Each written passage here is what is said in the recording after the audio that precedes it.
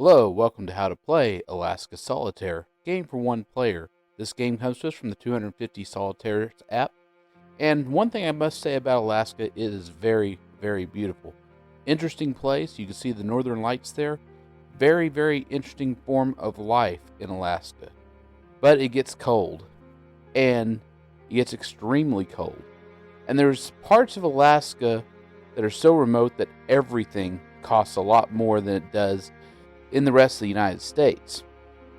So much so that there's a lot of ability to live somewhat primitive-ish in Alaska. Some sinks don't even have running water in a lot of houses. And some parts of Alaska are so extreme that you don't necessarily go to the grocery store, you hunt and fish for your food. And you must do this if you want to eat. Otherwise, you're stuck with hardtack.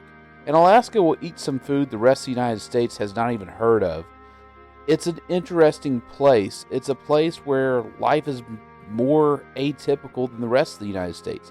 Even things that are familiar to us are far different in parts of Alaska than they would be anywhere else. And if you want to know the craziness about Alaska, there's more commercial or private pilots licensed than any state in the country. And they are probably one of the only states that has a serious independence movement. So let's get back to talking about this game. You'll need one deck of cards. You're going to deal one card face up, then one card face down, then two face up, then 3, 4, 5, 6. And then we're going to deal out 5 cards on top of that face down pile. And to explain this game really quick, you're going to have 4 foundation piles going ace to king in suit. You can move any stack of cards as long as you have a legal play with one of the cards. As long as the bottom card and the card you're moving it to can go right underneath. So you're going to build it downwards in suit. Now, as easy as this appears to be, you're often not going to win this game. Because like life in Alaska, Alaska Solitaire is not easy. It's not easily solvable.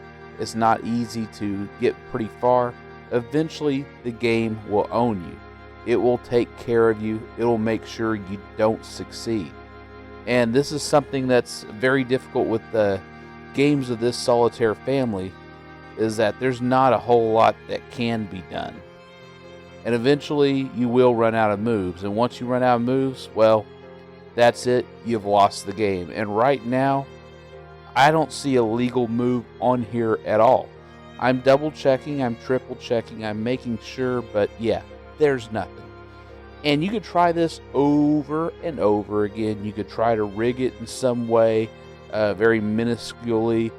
The truth of the matter is you're probably going to have to rig it a lot, and whatever rigging you try to do probably won't work when you don't know the face down card, so you probably have to rig that aspect too.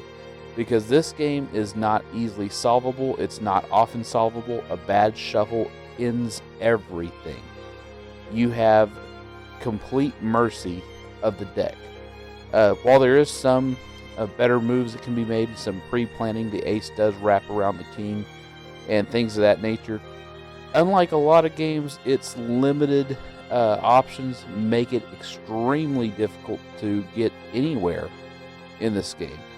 And the good thing about it is, when a column is empty, you can put any card there. But most of the time, this game is not going to be solved. This puzzle is not going to be completed. You're going to sit there attempting to play it and ultimately lose.